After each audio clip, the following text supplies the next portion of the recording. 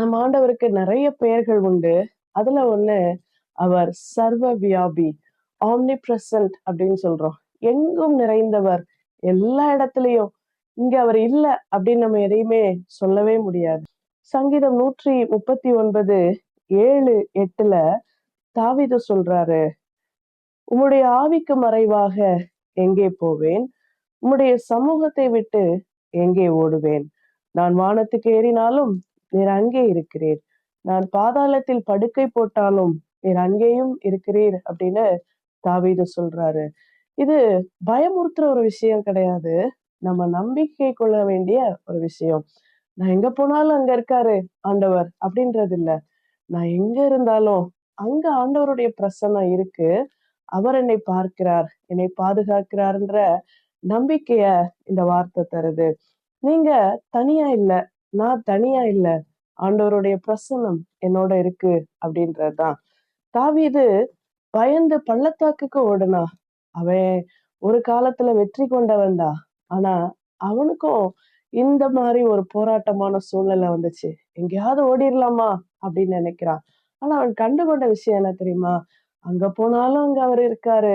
இங்க போனாலும் அவர் என்ன இருக்கிறாரு. சுற்றிலும் என்னை அவர் சூழ்ந்திருக்கிறார் அப்படின்ற உண்மைய தாவீது கற்றுக்கொண்டான். யோனாவை நம்ம பார்த்திருக்கிறோம்.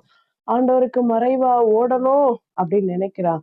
கடல்ல விழுந்தான். ஆண்டவரால தொடப்பட்டான் இல்லையா? இதுதான் உண்மை. எங்க போனாலும் யோனா சொல்ற ஒரு வார்த்தையெல்லாம் ஆண்டவருக்கு மறைவாக போலான்னு நினைச்சிட்டு அவன் தர்ஷீசுக்கு போற கப்பல்ல ஏறி போறான். ஆண்டவருக்கு மறைவா எங்கேயாவது போக முடியுமா? முடியாது. இன்னைக்கு ஆண்டவர் இங்க இல்ல, இந்த பிரச்சனை இருக்கு, அங்க இருக்கு, இங்க இருக்குன்னு நம்ம சொல்றோம். ஆனா இந்த பிரச்சனைகள் இருக்கிற எல்லா இடத்துலயும் ஆண்டவர் இருக்காருன்றத நம்ம புரிஞ்சுக்கணும். அவர் எங்கும் நிறைந்திருக்கிறார். தனிமையா இருக்கோம் அல்லது எல்லாராலும் கைவிடப்பட்ட ஒரு சூழ்நிலையில இருக்கோம்னு நினைக்கும் போது நம்ம மறக்காத விஷயம், அந்த இடத்துல நாம மட்டும் இல்ல, நம்மோட ஆண்டவரும் இருக்கிறார் அப்படின்றதுதான். அதனால தைரியமா இருப்போம். எங்கும் நிறைந்திருக்கிற ஆண்டவர். அவர் பார்வைக்கு மறைஞ்சு நம்ம எங்கேயும் போக முடியாது. தப்பித்து ஓடி ஒளியவும் முடியாது. ஆனா ஒண்ண தெரிஞ்சுக்கலாம்.